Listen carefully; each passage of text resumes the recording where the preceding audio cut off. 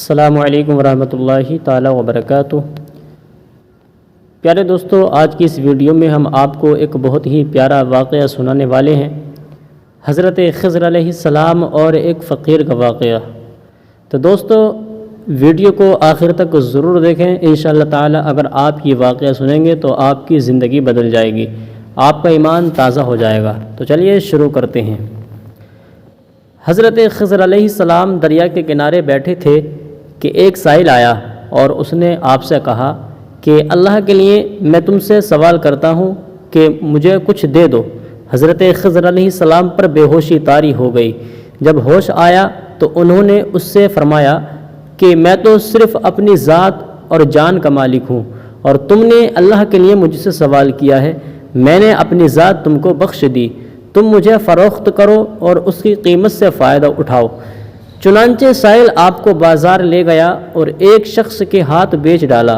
اس خریدار کا نام ساحم بن ارقم تھا۔ اس کے بعد وہ آپ کو اپنے گھر لے گیا۔ خریدار کا ایک باغ تھا جو اس کے گھر کی پشت پر واقع تھا۔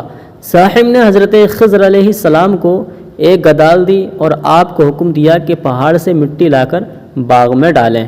وہ پہاڑ 1 فرسنگ لمبا اور 1 فرسنگ چوڑا تھا۔ 1 فرسنگ 3 میل کا ہوتا ہے۔ اس کے بعد ساحم اپنی ضرورت کی وجہ سے وہاں سے باہر چلا گیا تو حضرت خضر علیہ السلام پہاڑ سے مٹی لا کر باغ میں ڈالنے لگے۔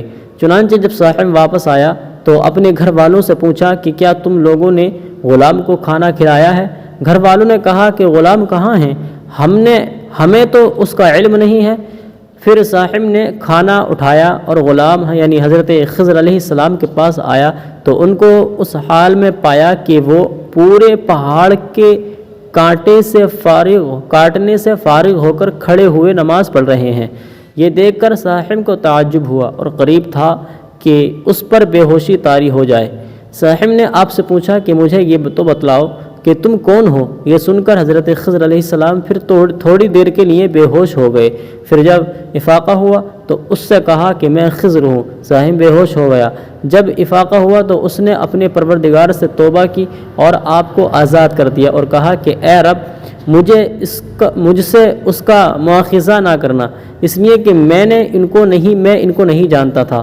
اور اس کے بعد حضرت خضر علیہ السلام نے سجدہ کیا اور اللہ تعالی سے دعا کی اور کہا کہ اے رب، میں تیرے حق میں غلام ہوا اور تیرے حق سے آزاد ہوا۔ اس کے بعد آپ نے دیکھا کہ ایک شخص دریا پر کھڑا ہو کر کہتا ہے کہ اے میرے رب، حضرت خضر علیہ السلام کو غلامی سے رہائی دے اور ان کی توبہ قبول فرما۔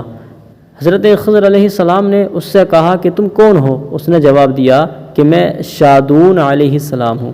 پھر شادون علیہ السلام نے حضرت خضر علیہ السلام سے پوچھا کہ تم کون ہو؟ انہوں نے کہا کہ میں خضر علیہ السلام ہوں۔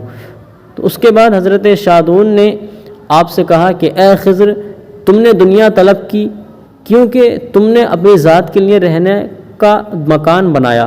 دریا کے کنارے پر حضرت خضر علیہ السلام کا ایک عبادت خانہ تھا، تو فوراً وہ میدان میں نکل آئے اور اسی میں اللہ کی عبادت کرنے لگے۔ اس کے بعد آپ نے اسی مقام میں ایک درخت لگایا اور اس کے سائے میں عبادت کرنے لگے۔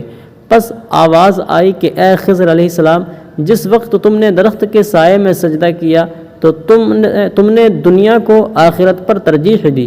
مجھے اپنی عزت و جلال کی قسم کہ دنیا کی محبت میں میری رضا مندی نہیں ہے۔